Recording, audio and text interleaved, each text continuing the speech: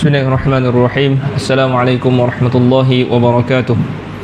Innal hamdalillah nahmaduhu wa nasta'inuhu wa nastaghfiruh wa na'udzu billahi min shururi anfusina wa min sayyiati a'malina. May yahdihillahu fala mudilla lahu wa may yudlil fala hadiyalah. Asyhadu an la ilaha illallah wa asyhadu anna Muhammadan 'abduhu wa rasuluh. Amma ba'd. Semuliakan ahli jawatan kuasa surau, al-murabbitin, tuan-tuan, puan-puan, hadirin hadirat, semualah yang dirahmati Allah Subhanahu wa taala sekalian. Apa khabar semua? Baik. Selamat raya tuan-tuan.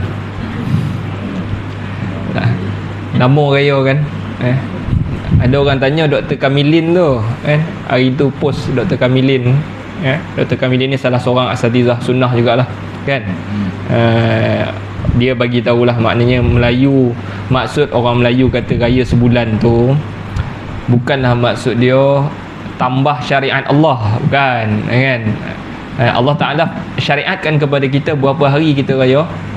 Sehari kan? Tetapi apabila orang Melayu kata raya sebulan, bukanlah maksud dia untuk tambah syariat Allah, jadi tambah lagi 29 hari, tak. Maksud dia cuba memanjangkan silaturahim. Jadi perkataan raya dekat situ tu bukanlah raya yang maksud agama, tak. Maksudnya kita jadikan bulan Syawal sebagai bulan untuk bersilaturahim, silaturahim. Mungkin kita dengan sehari raya tak mungkin kita dapat ziarah kan. Jadi itulah maksud dia tetapi berhati-hati jugalah kita ni apabila khabar raya ni, bila lama pun dia jadi persiapan tu jadi banyak, jadi lama, jadi mahal.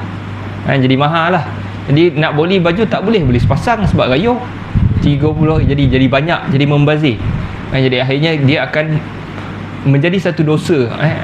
Ataupun kalau tak dosa pun sebab tu kata para salaf, dia kata mabtada'a qaumun bid'atan, tidak ada satu kaum yang cuba buat sesuatu yang nampak macam baik illa adha'a mithlahu minas sunnah, kecuali dia akan abaikan sesuatu yang lebih sunnah kan.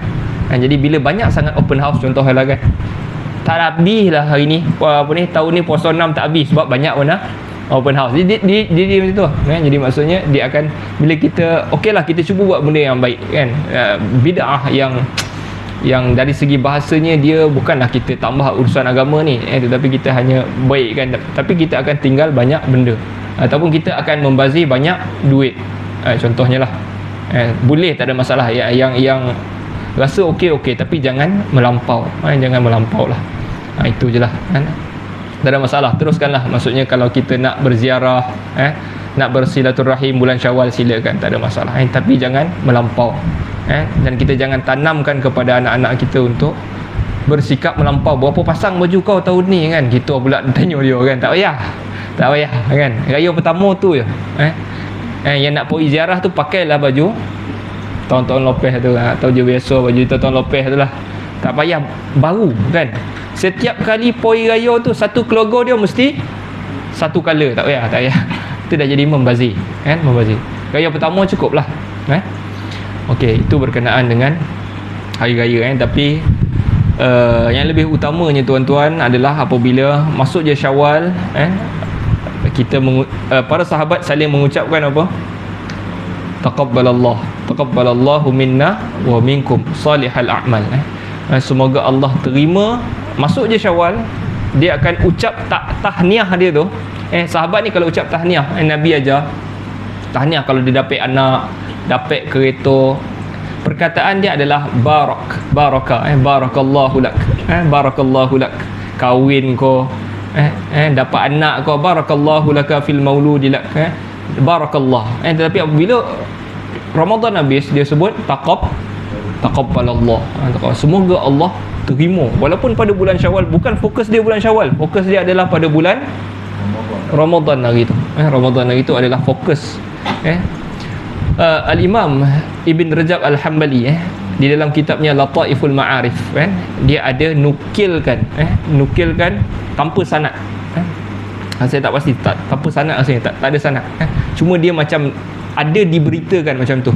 Diberitakan para sahabat mereka itu kanu yad'una sittata ashhur ayyablughahum Ramadan, berdoa selama 6 bulan supaya mereka selama 6 bulan sebelum Ramadan, 6 bulan sebelum doa dah, ya Allah bagi sampai pada bulan Ramadan.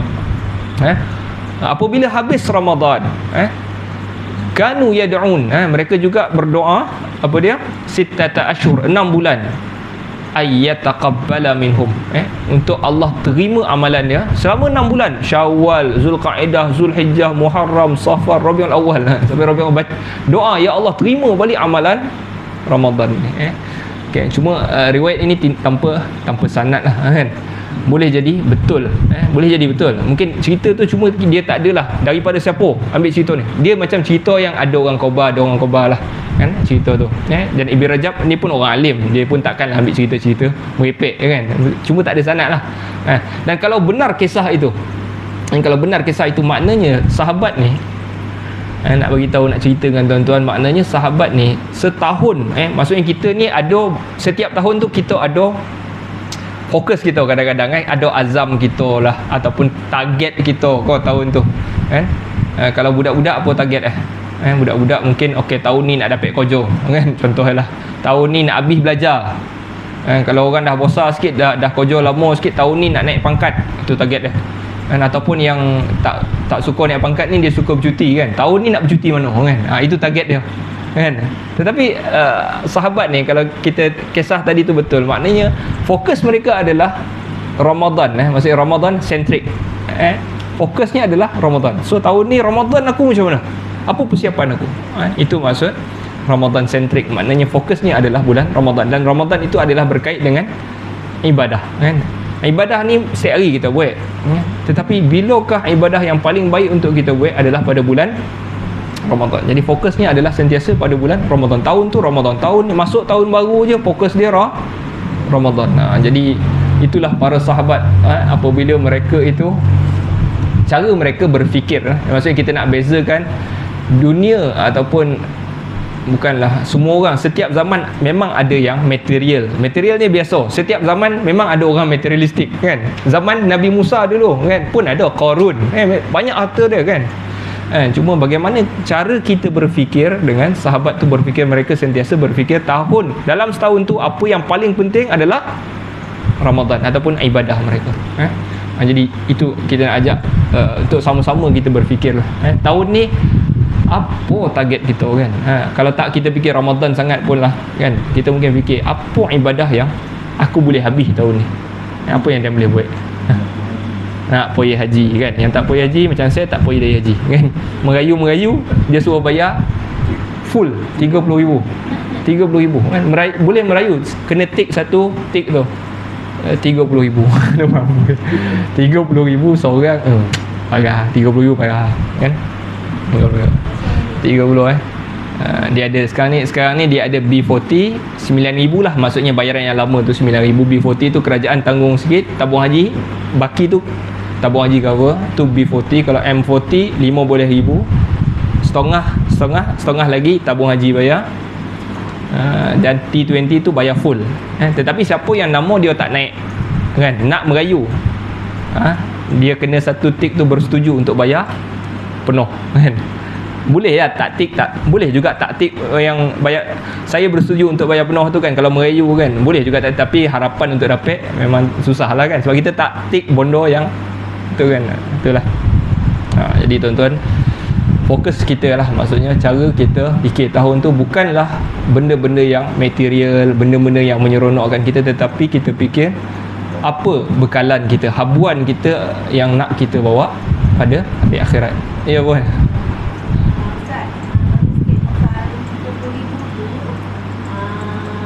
Tahun ni kan? Baru tahun ni. Tapi ikut muasasah juga, bukan package kan? Bukan, muasasah 30 tu muasasah. Kalau package visa tu diberi kepada syarikat-syarikat ni, kan, syarikat-syarikat yang lain tu.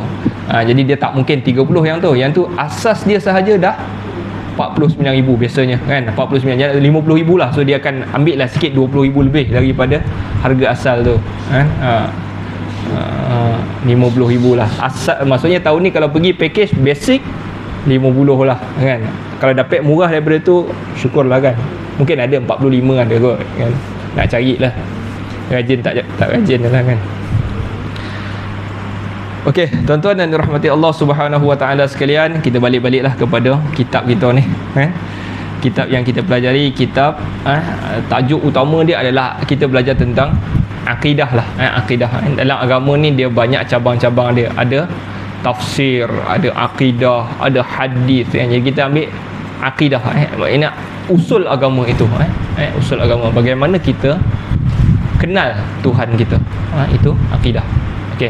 Jadi kitab kita ini Al-Aqidah Al-Wasithiyah oleh Syekhul Islam Ibn Taymiyah. Kita dah sampai pada matan, matan yang last berkenaan dengan ayat kursi, ayat kursi. Saya ulang sikit dia punya matan.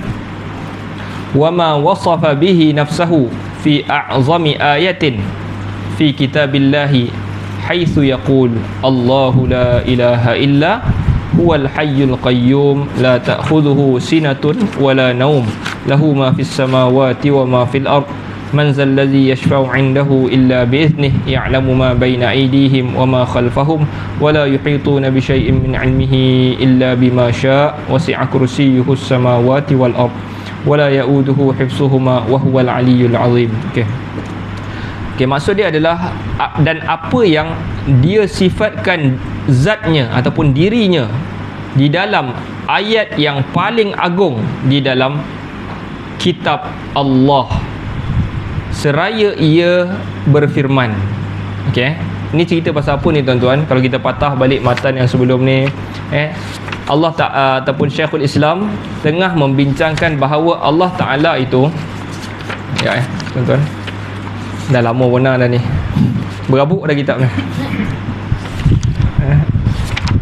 Dia tengah membincangkan bahawa Allah Subhanahu Wa Taala mengisbatkan namanya,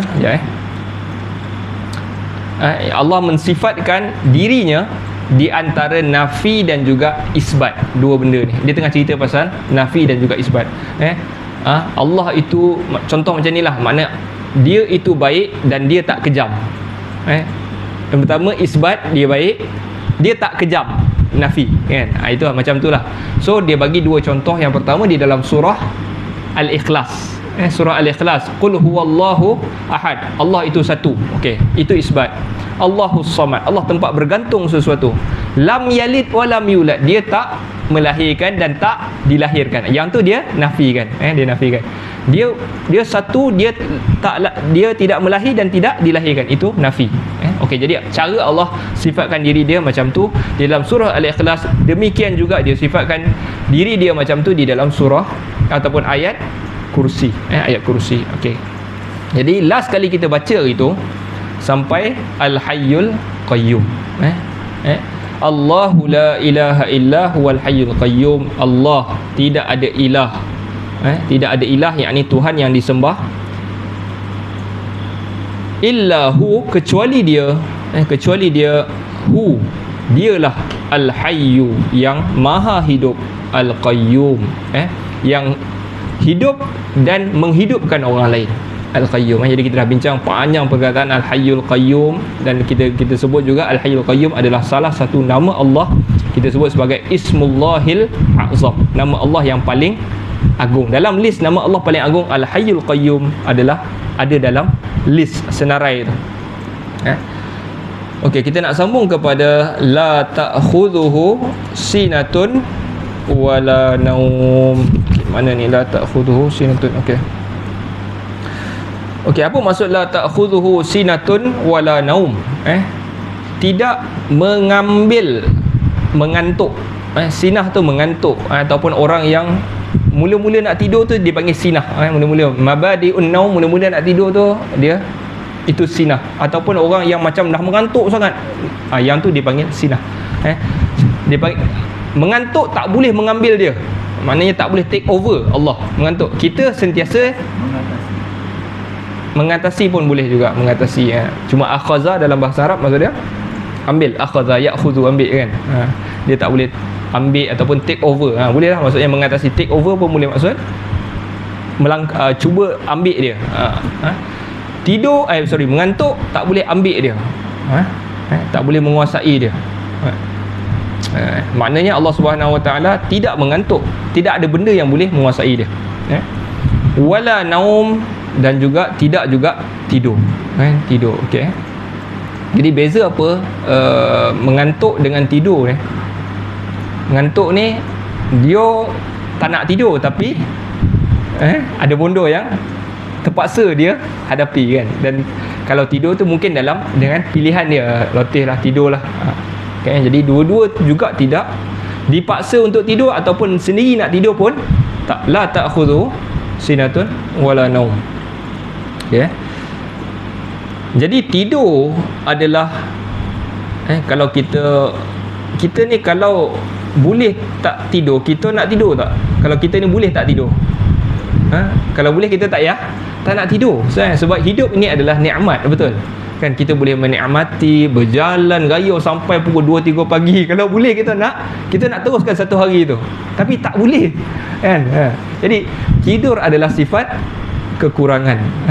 Jadi tak boleh untuk kita nak lawan benda tu. Jadi sifat kekurangan seperti ini tidak layak dimiliki oleh Allah Subhanahu Wa Taala. Nabi SAW bersabda, innallaha la yanam, sesungguhnya Allah itu tidak tidur, wala yanbaghi lahu ayyanam, dan tidak sepatutnya ataupun tidak layak untuk Allah itu tidur. Allah tak tidur, dan Allah tak layak pun untuk you kata dia nak tidur. Dia tak perlu pun tidur itu. Okey, tetapi tidur ni tuan-tuan, kalau untuk manusia untuk manusia, makhluk Allah Taala ni, manusia, tidur adalah satu kelengkapan untuk dia. Kalau ada orang tak boleh tidur, dia panggil hari ni nama dia insomnia kan. Kalau ada orang biasa kalau dah berusia sikit, kadang-kadang dia tapi saya di pejabat tu pun ada orang yang dia tak apa nak tidur malam tak apa tidur kan, nak tidur tak dia. Jadi dia mungkin itu adalah kekurangan untuk dia. Manusia dia kena dapat tidur, itu barulah kesempurnaan. Tetapi kalau secara umum maknanya kalau kita bandingkan segala makhluk semua, tidur ni menyebabkan kita kehilangan waktu. Kita terpaksa 1/3 ataupun 1/4 hari kita itu habis untuk tidur. Jadi itu adalah sifat kekurangan. Okay. Sebab tu ahli syurga tuan-tuan tidak tidur. Sebab nikmat yang dia terima itu tak cukup untuk dia tidur. Walaupun syurga itu kekal, khalidina fiha, kekal terus di dalamnya, tetapi setiap hari itu dia tak boleh tinggal kan. Kita kalau ada orang, kita duduk dalam bilik, ada orang tengah burak-burak, golak-golak kat depan, kita rasa apa benda ni kan, kita nak tidur, kita rasa macam tu. Jadi ahli syurga sentiasa happy. Happy maknanya dia sentiasa bercakap, minum-minum. Dia macam satu jamuan, setiap hari tu macam jamuan. Tidur itu saudara mati, kata cikgu kan. Tidur itu kita rasa takut setiap kali nak tidur, kita takut kan, tak bangkit ke tidak. Okey, itu maksud kepada ayat la ta'khudhuhu sinatun wala naum. Okey, seterusnya kita sambung. Apa sambung ayat tu? Lahu ma fis samawati wa ma fil ard. Lahu ma fis samawati wa ma fil ard, maksud dia miliknya. Lahu, lam tu maksud dia milik dia.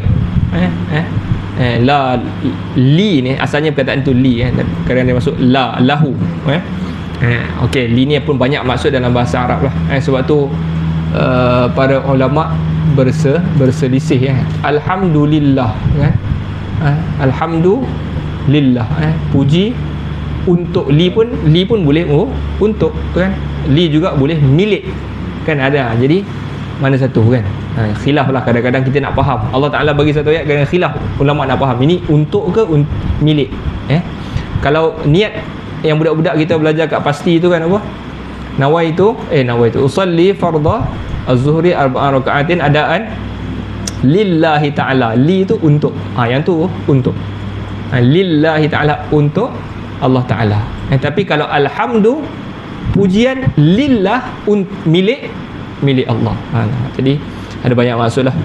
Okey, balik kepada tajuk tadi, lahu. Lahu, dia li kadang-kadang jadi li, kadang-kadang jadi lahu. Okey, lahu ma fis samawati wa ma fil ard, miliknya apa yang di langit-langit dan di bumi. Jadi ayat ni sepatutnya, ayat ni dalam bahasa Arab, ayat yang normal dalam bahasa Arab adalah apa yang di langit-langit dan di bumi miliknya kat belakang. Tapi ayat ni bukan macam tu. Ayat tu miliknya, miliknya apa yang di langit dan di depan. Ayat ni pun tak normal sebenarnya. Ayat ni lain. Jadi kenapa dia tak susun? Sepatutnya lahu tu dekat belakang. Jadi dalam bahasa Arab, kalau kita terbalikkan kedudukan dia, maksud dia ada maksud taksis. Maknanya hanya semuanya adalah hanya milik Allah. Itu maksud dia. Kita terbalikkan. Dia macam iyyaka na'budu tu. Iyyaka na'budu, engkau sahaja kami sembah. Sepatutnya kami sembah engkau, bukan engkau kami sembah, kan? Tapi bila terbalik, maksudnya engkau sahaja, aku tak sembah orang lain. Jadi miliknya segala-gala ni. Ma fis samawati wa ma fil ard. Apa sahaja di langit-langit dan di bumi. Okey.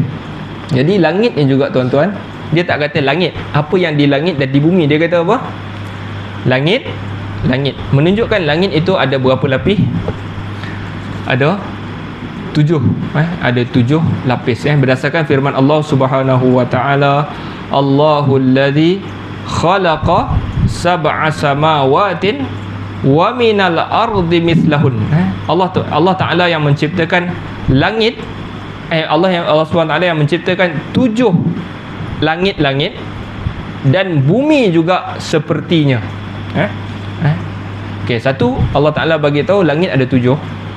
Jadi bumi juga ada 7 lapisan. 7 lapisan bumi ni juga, berdasarkan firman Allah Taala tu. Okey, bukan ayat itu sahaja, hadis Nabi pun ada cerita tentang bumi ini 7 lapis. Nabi bagi tahu, man iqtata'a shibran minal ardi zulma, tawwaqahu Allahu bihi yaumal qiyamah min sab'i ardin. Sesiapa yang ambil sejengkal tanah secara zalim, kan maknanya orang tu, saya rasa tanah ni saya punya. Tak, dia dah ukur dah. Contohnya lah, dia ambil tanah orang kan, sejengkal, kan dah ukur, dah panggil jabatan ukur dah, sedangkan dia panggil lagi ukur itu, betul dia alih, kan. Jadi dia ambil secara zalim ataupun secara tipu, kan. Apa yang akan dibalas kepadanya pada hari kiamat nanti? Allah akan bagi tanggung sejengkal tu tadi, tetapi 7 lapis tanggung belakang. Tawwaqahullahu yaumal qiyamah, 7 lapis, kan. Kan 7 lapis tu borek kan. Seorang kek satu guni pun tak larat, kan. 7 lapis tanggung belakang dia pada hari kiamat. Secara zalim lah, bukan secara tak sengaja. Saya salah kira, yang tu tak ada lah. Tersalah tak dihukum dalam agama. Okey, habis. Apa cerita tadi? Lahu ma fis samawati wa ma fil ard. Sambung. Man zalladzi yashfa'u 'indahu illa bi izni. Man zalladzi, siapa yang boleh memberi syafaat di sisinya illa bi izni, kecuali dengan izinnya. Okey. Yang pertama sekali, apa maksud perkataan syafaat? Siapa yang boleh memberi syafaat di sisinya kecuali dengan izinnya? Syafaat ni apa? Syafaat ni asal datang daripada perkataan, asal dia adalah, maksud dia adalah genap. Wasyaf'i wal watr. Witir itu ganjil, syafa' itu genap. Idea dia apa? Kenapa digunakan untuk memberi syafaat genap? Idea dia adalah dia seorang, tapi kalau dia nak dapat bondo ni, dia kena pakai seorang lagi untuk dia, ataupun dia gunakan seorang lagi untuk dia dapat bondo tu. So syafaat ataupun syafaat boleh difahami macam kabel. Saya sebut macam kabel, So nak recommendation. Dia lebih dia intermediate, dia macam masuk campur orang tu. Intermediate. Contohnya dia bekerja di syarikat yang manager dia pakcik dia kan. Dia tak datang hari tu kan. Orang report, supervisor report kepada bos kan. Nak report kepada bos, dia ni tak datang hari ni, dia ponteng. Manager datang, tak apa. Tak apa. Jadi dia tolong. Dia ada kabel lah, intermediate, dia campur. Dia masuk campur. Dia boleh kau tak apa, sebab kau kan macam-macam kau dah bagi ni, dah bagi gula-gula lah, bagi apa, buah-buahan lah kan. Idea sebenar macam Tuhan-Tuhan agama-agama berhala ni, yang sembah berhala ni, idea dia bukan berhala tu Tuhan, bukan. Tuhan dia tahu ada lagi tinggi daripada. Idea dia apa? Ni orang tengah ni. Perantaraan. Orang tengah, kau cakaplah baik-baik untuk Tuhan sok. So then bagi kau buah. Apa lagi dia orang letak depan tu? Macam-macam kan. Orang tengah. Idea dia orang tengah.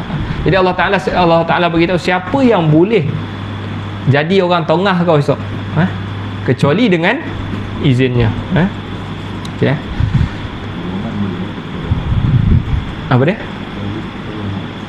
Beri pertolongan. Pertolongan dia macam lagi besar daripada ini, macam tolong cadang dekat orang yang lagi besar kan. Jadi orang tengah lah. Jadi orang cadang. Itu nak tolong cadang. Tuhan jangan azab dia. Aku geng dia contohnya kan. Okey, jadi syafaat ni tuan-tuan, Allah Taala di dalam ayat-ayat yang banyak ni, nak baca atau tidak ni? Cikgu. Sebab tapi masa panjang ni. Dia surau ni, kuliah saya antara yang paling lama surau ni lah. Sebab tak ada zikir ramai-ramai. Kan kalau surau-surau lain tu kan dia kena zikir panjang, betul, doa panjang. Saya okey, bagus, saya kata lah, okey lah, ceramah pendek sikit lah kan. Jadi tapi surau ni panjang sebab tak ada baca doa apa-apa kan. Jadi tahu jadi lama lah sikit kan. Okey, jadi syafaat ni Allah Taala letak syarat ada beberapa, iaitu yang pertamanya, contoh di dalam firman Allah, wala yashfa'una illa liman irtada, dan tidak ada orang yang boleh memberi syafaat kecuali siapa yang dia redha. Boleh nak bagi syafaat pada hari kiamat esok, nak tolong orang, contohnya kita nak minta tolonglah, bagi tahu ke Allah ni kita, contohnya orang tu tak ada yang boleh memberi syafaat kecuali orang itu Allah redha dia. Apa lagi? Yang tadi biiznih, dengan izin. Apa lagi tadi ya? Redha. Apa lagi ya? Tambah dia. Redha lahu qawla. Okey, 3 benda ya. Redha, izin, dan juga Allah mahu. Allah mahu. Kalau illa liman yasha ayatnya, ayyazanallahu liman yasha. Jadi 3 benda ni, kalau Allah nak bagi dia Allah syaratkan, Allah redha dengan dia, Allah izin dia, dan Allah mahu dia yang beri syafaat. Okey, habislah kot. Illa biiznih, kecuali dengan izinnya. Sambung. Boleh ingat tak ni? Belum ni. Ya udu dah habis dah. Man zallazi yashfa'u indahu illa biiznih ya'lamu ma dulu. Ya udu nak habis dah kan. Ya'lamu ma baina aydihim wa ma khalfahum. Tuan-tuan, kita belajar akidah ni kan. Sebahagian orang dia bahas tentang ilmu kalam bila belajar akidah ni tuan-tuan. Kita belajar usul agama, macam mana nak kenal Allah. Tapi bila dia masuk akidah, dia start bahas teori-teori di dalam ilmu kalam. Akhirnya dia tidak membawa kepada dia rasa Allah tu besar. Dia rasa perbahasan tu jadi besar kan. Sedangkan bila kita belajar tauhid, kita belajar akidah, yang kita rasa Allah tu besar. Itu tujuan belajar akidah. Ya'lamu ma baina aydihim. Okey, Allah cerita dalam surah lagi, ayat kursi ni tadi, ya'lamu, dia tahu, ma baina aydihim. Ma baina aydihim, apa di antara tangan mereka. Apa maksud apa di antara tangan mereka? Maksud dia adalah tangan ni di antara tangan ni. Apa maksud dia? depan itu maksud dia. Dia tahu apa di depan mereka. Wa ma khalfahum, dan apa yang di belakang mereka. Dia tahu apa yang depan, apa yang belakang. Jadi boleh bawa maksud yang pertama, apa sahaja yang berada di hadapan manusia itu, ataupun di belakang manusia yang dia tak nampak, ataupun boleh maksud lebih besar daripada itu, iaitu masa depan. Dia tahu apa yang akan berlaku untuk masa depan, dan dia tahu juga apa asal usul orang ni, apa yang di belakang, ataupun apa yang dia berlakukan di belakang, ataupun asal usul di belakang tu. Jadi perkataan yang digunakan ma, ya'lamu ma tu maksud dia apa sahaja, ma baina aidim, apa sahaja depan, apa sahaja belakang. Ini menunjukkan juga keumuman ataupun kebesaran ilmu Allah Ta'ala. Ilmu Allah Ta'ala tahu semua benda. Wala yuhituna bi syai'in min ilmihi illa bima syaa, dan tidak ada yang mengetahui ataupun menguasai sesuatu pun daripada ilmunya kecuali apa yang dia mahu. Tak ada orang yang tahu ilmu Allah ni kecuali apa yang dia nak beri kepada kita. Antara contohnya adalah nama Allah. Nama-nama Allah. Hampir majoriti para ulama, dalam hadis Nabi sebut inna lillahi tis'atan wa tis'ina isman. Sesungguhnya Allah itu ada 99 nama. Tetapi majoriti ulama faham nama Allah lebih daripada 99. Tetapi yang dia bagi tahu kepada kita ada 99 dia. Jadi Allah Ta'ala tak ada bagi tahu sesiapa nama dia melainkan apa yang dia nak aja. Itu salah satu maksud dia lah, nama sifat Allah, atau apa sahaja pengetahuan yang Allah nak bagi tahu kita.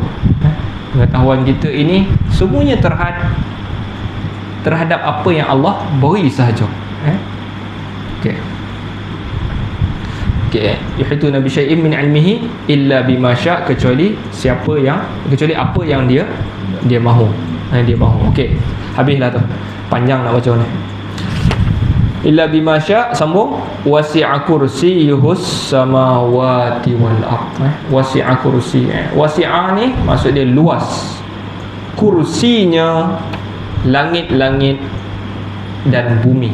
Yakni luas kursinya meliputi langit-langit dan bumi.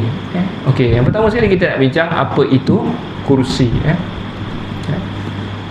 Jadi kursi ini berdasarkan riwayat daripada Ibnu Abbas. Orang tanya Ibnu Abbas, apa itu kursi? Ibnu Abbas jawab.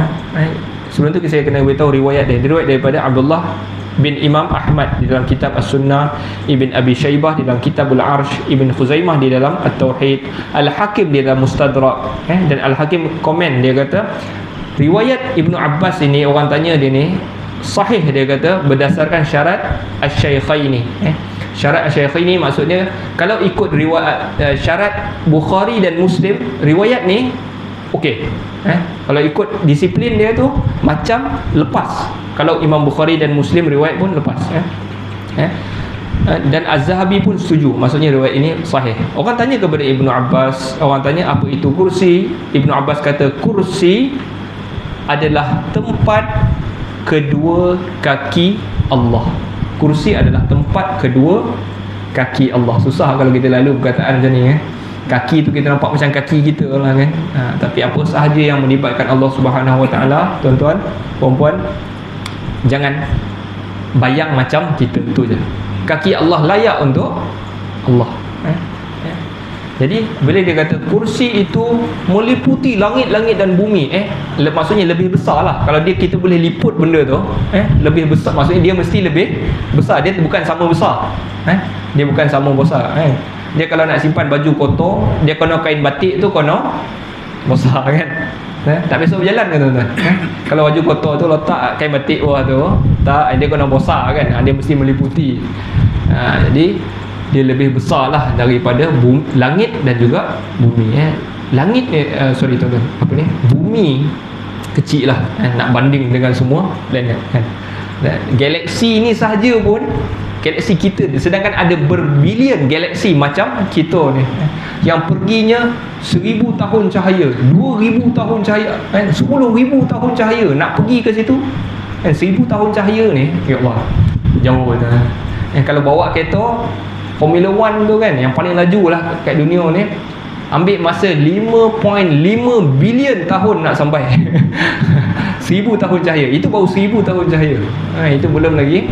Jadi itu baru benda yang kita boleh agak dengan kebesaran. Belum, kita tak tahu besar mana Itu belum, baru bawah langit pertama, belum lagi langit 7. Jadi kursi Allah SWT maha agung, maha besar. Kursi dengan arash, mana lagi besar? Arash paling besar. Jadi arash ni makhluk Allah yang paling besar. Jadi kursi pun dah besar tu, besar mana? Besar mana? Kerajaan apa ni? Arash Allah Subhanahu Wa Taala. Okey, itu kursi. Okey, Nabi SAW telah diriwayatkan daripada Nabi SAW bahawa perbandingan langit yang 7 dan bumi, sebab bila disebut luas kursi itu, langit-langit dan bumi, mencakupi langit-langit dan bumi, Nabi explain, Nabi bagi tahu, nak banding kursi Allah itu dengan langit-langit dan bumi ni, Nabi bagi tahu ia seperti gelang besi. Satu gelang besi. Gelang besar mana tuan-tuan? Gelang kita yang pakai kat tangan ni lah kan. Kita pakai dekat pergelangan ni, lebih kurang besar. Besar gelang jatuh di satu tanah, di satu padang pasir yang luas. Yang kecil itu adalah langit-langit dan bumi. Kursi Allah adalah padang pasir yang luas. Subhanallah. Jadi besarnya kerajaan Allah.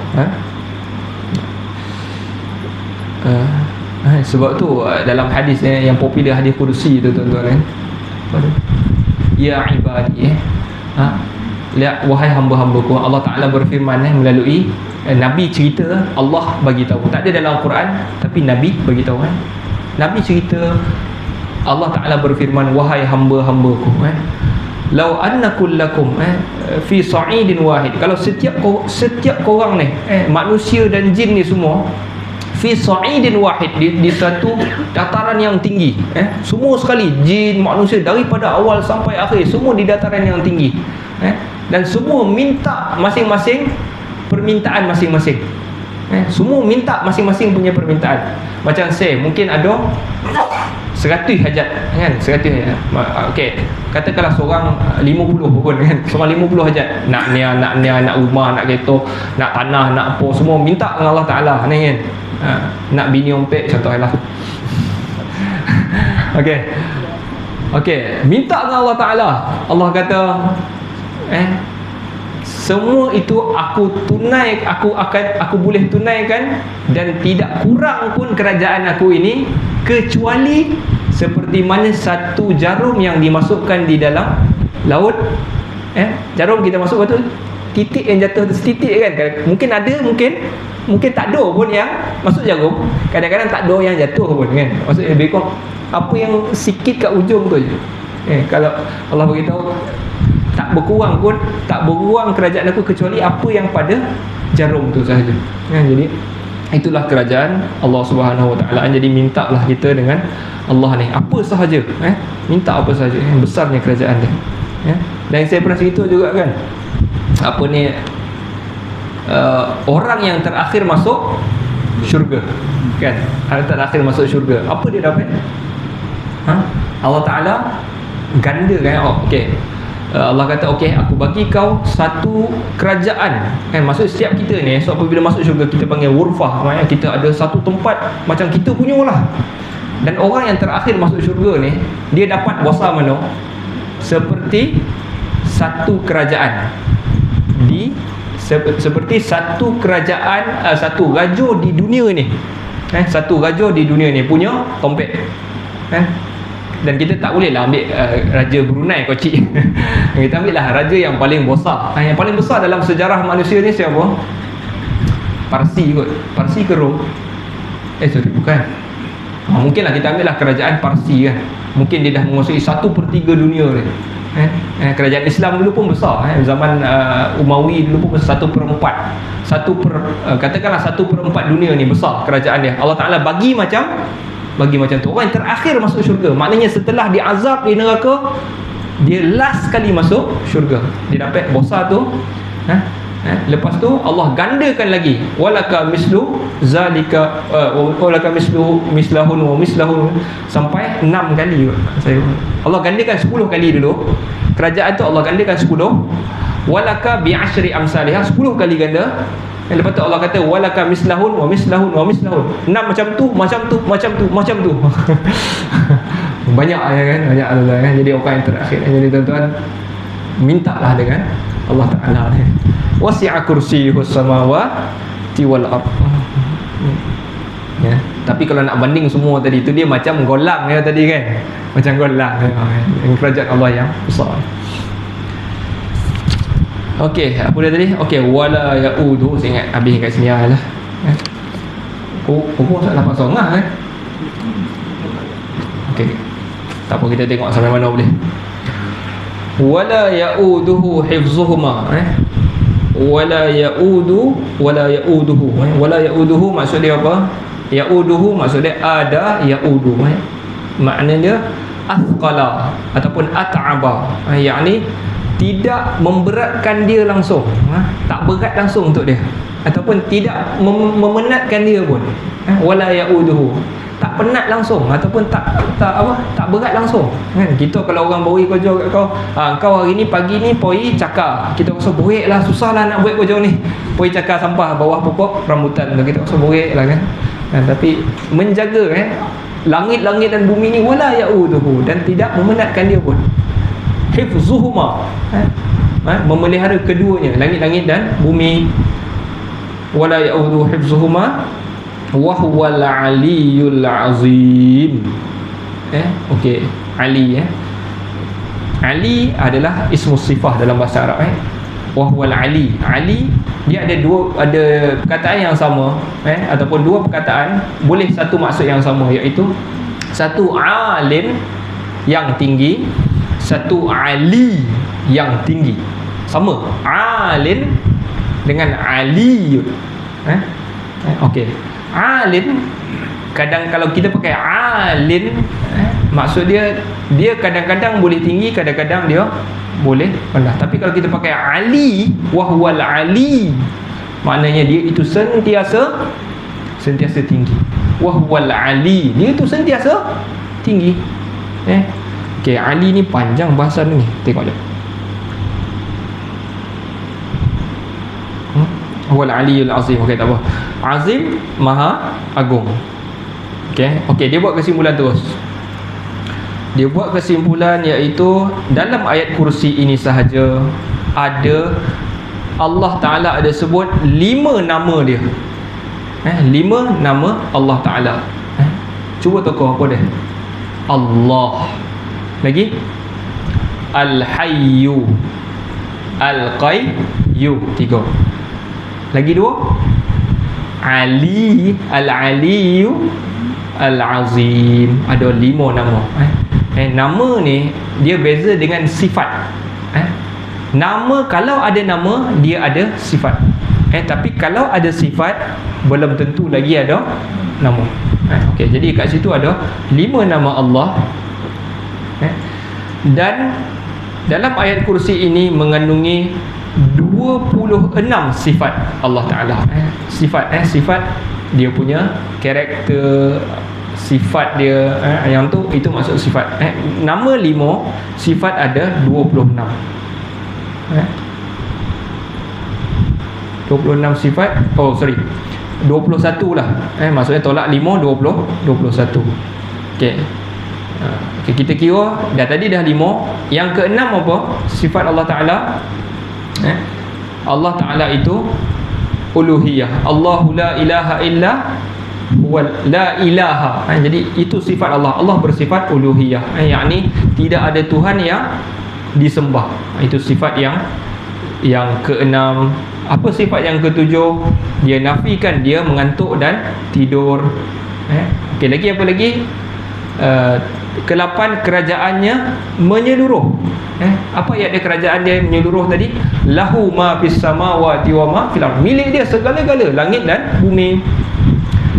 Yang ke-9, keesaan Allah Ta'ala. Maksudnya kerajaan dia besar tetapi pemilik dia seorang. Itu esanya kepemilikan Allah Ta'ala itu lahu, milik dia. Itu ke-9. Ke-10, kekuatan dan kekuasaan Allah yang sempurna berdasarkan firman-Nya. Jadi Allah Ta'ala dia berkuasa penuh. Dia bagi tahu man zallazi yashfa'u 'indahu, siapa yang boleh beri syafaat kecuali dengan izin dia. Itu menunjukkan totalitarian, maknanya totalnya kuasa Allah Ta'ala tu. Ke-11, indiyah, penetapan sifat indiyah. Okey, ini macam perbahasan sikit dalam ilmu kalam sikit. Allah Ta'ala itu dia beritahu man zallazi, siapa yang boleh memberi syafaat illa biiznih, indahu, di sisinya. Maknanya bila Allah Ta'ala bagi tahu di sisinya, maknanya dia ini ada tempat. Dia ada tempat. Dia menolak idea orang yang kata Allah Ta'ala itu hulul. Dia panggil golongan al-hululiyah, hulul. Yang kata Allah itu hulul. Hulul itu apa? Hulul tu Allah tu boleh masuk dalamnya, kan? Yang ni teori yang dipelopori oleh Husain Mansur Al-Hallaj. Tuhan boleh masuk dalam badan dia, Tuhan boleh pergi masuk dekat sini, masuk kat sini, bergabung dengan orang ni, bergabung. Allah di mana-mana. Allah boleh masuk mana-mana. Hulul maksudnya dia boleh bergabung dengan manusia. Okey, jadi Allah Ta'ala tak boleh. Dia ada tempat dah. Dia ada tempat indah. Okey. Itu yang ke-12. Azan dah. Azan, okey. Jadi kita berhenti pada yang ke-12. Tak apalah.